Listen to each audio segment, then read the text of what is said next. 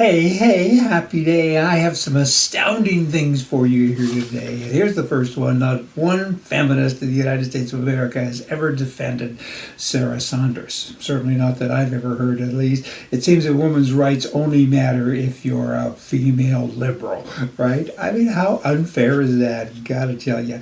How do you walk? Number two, astounding thing. How do you walk 3,000 miles across Mexico without food or support and show up at the American border 100 pounds overweight and a cell phone and a whole bunch of people following you with food and water and so on? How is that? Maybe there's a whole bunch of outside forces here at play. Do you think? You know what? Gas. It's finally affordable now and there's nowhere to go. We can't drive to see anything or anybody. Lastly, with the astoundments, is that I wake up each and every day and I pray and thank God that Hillary Clinton is not the president of the United States of America. South Dakota. I want to tell you about South Dakota and Norway and Sweden and those kinds of places. My families all kind of came from there. They came from Norway first over to South Dakota, and they're not that bright, and there's 10 feet of snow, and then they went up to Canada where there's 20 feet of snow, blah, blah, blah. Anyway, South Dakota, it's a great place, and I own property there, I have businesses and cha-cha, and I like it. And the Republican governor, you know what, I think that someday she will be president. I hope she is, as a matter of fact, because she's cool. She's got her own way. She's got her own drummer, and she does the dance. And when she got elected, she said, prior to getting elected, she said, the first thing I'll do is get rid of this concealed carry permit business because the Second Amendment is all you need. If you pass a background check, you have the right to have a firearm. You want to put it in your pocket or otherwise, so what? And so she did that. She does everything that she says. She's now talking about the virus. And she says, you know what, this one-size-fits-all approach doesn't work, particularly not in my state. People look after themselves. We're here to educate, not to legislate. I like that. People themselves are have the primary responsibility for their own safety. They're the ones that are entrusted with expansive freedoms. They are free to exercise their rights to work, worship, and play, or to stay at home, or to conduct social distancing if they choose. We're going to give them all the information, and they can deal with it and act accordingly.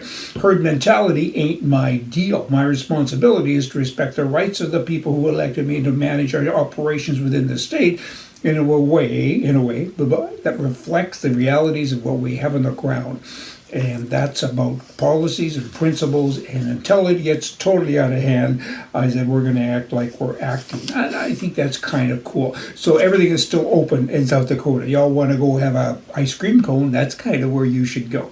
Same thing in Sweden. Sweden says, hey, all you other countries, Norway, you darn Norwegians, Scandinavians, you Norwegians, and you Danish people in Denmark, you've all decided to shut everything down. We're not going to. We're going to place, and this is odd, because Sweden has a lot of socialistic kind of views, and Sweden politicians in particular, but they said this: we're placing the responsibility for delaying the spread of the virus and protecting the vulnerable in the hands of the public. Wow, let that sink in. Into the hands of the citizenry, the people that we work for. Imagine that. And Swedish bars, restaurants, schools remain open, and they don't have any issues. I mean, whereas in Canada, the US, the UK, the world is shut down. I think of it as a giant television set that's full of all this new stuff, right? And you're in the middle of watching a great movie, and somebody unplugs it. And wow, now what are you going to do to plug it back in? It's not like the old days. You plug it in and it just kind of picks up where it left off. Not so fast. It's complicated. You have to hit a reset button, and I couldn't fix it. I mean, I've had it happen with TVs, and it doesn't work for me. And that's kind of the world that we're in. Next topic. Interchangeable verbiage. Okay, a lot of words have interchangeable verbiage. I want to share some with you. Doctor, physician, teacher, educator, lawyer, attorney, liberal, stupid. Got all that? There is a society in the United States of America. It was founded in 1982. It has 70,000 members, and I found it kind of interesting, astounding actually, when I read up on them, and I've had some email exchanges back and forth with the people there. It's called the Federalist Society. It's an organization of conservatives and libertarians, mostly attorneys.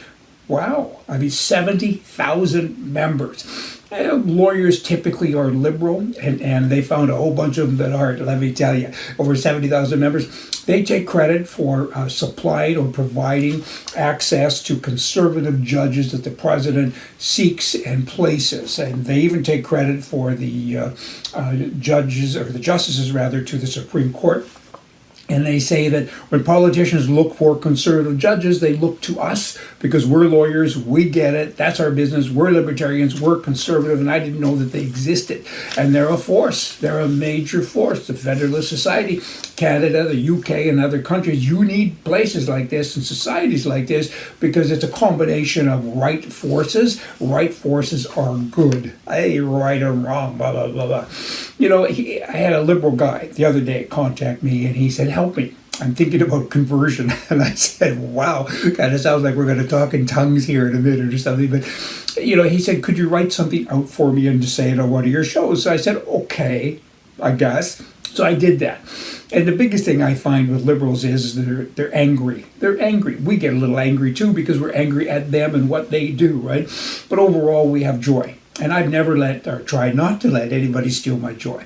I mean, one time years ago, I remember a guy gave me the finger. I guess he was trying to scratch his head or something, and a finger showed up. Who knows? And we were driving down the road, and he was trying to steal my joy because I was happy, having a happy day. And he tried to make me as crabby and cranky as he is, or was. And it worked for a brief minute. I wanted to go out and smack the little... But you know what, I got over it and I said, I'm not going to let you steal my joy. So I kind of put some of that into my writings. I said, you can't give away, firstly, Mr. Liberal, listen up, you can't give away what you don't have. Money and joy. You don't have joy, so don't try to give it away. You're an angry person, all you liberal types. You got to happy up a little bit. You can't give joy to others if you're joyless. You can't give encouragement to others if you are not encouraged. You need to, like you, Mr. Little Commie Guy, you need to craft your storefront. You know what? You got to change your optics and pass it on to other people. When you are influenced by others, as we all are, and you use that influence in a positive way and discard the bad stuff, life gets better. It gets better. Politics are just politics, and math is math, and cha-cha, we can all work it out. It's sensible, right? The fix is us. You got to reinvent yourself. Quit being a bully. Use your head. Think a little bit. And I had a bunch more stuff to say to him, but I just wanted to share that with you. Lastly, I heard the man. He was walking out of the chiropractor's office. I don't know what he was, liberal or conservative, and he stood up and he says, I stand corrected. Hey, y'all, come back for more from the right. See ya.